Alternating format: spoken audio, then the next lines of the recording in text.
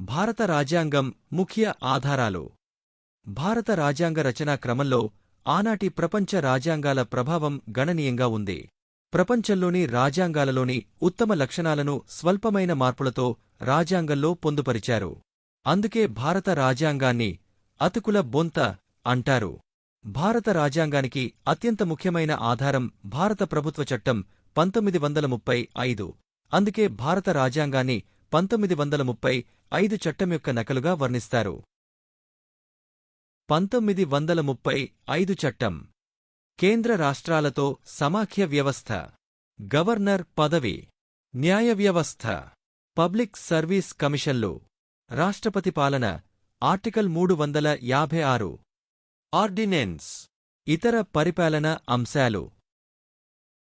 British రాజ్యాంగం parliamentary ప్రభుత్వం, సమన్యాయ పాలన.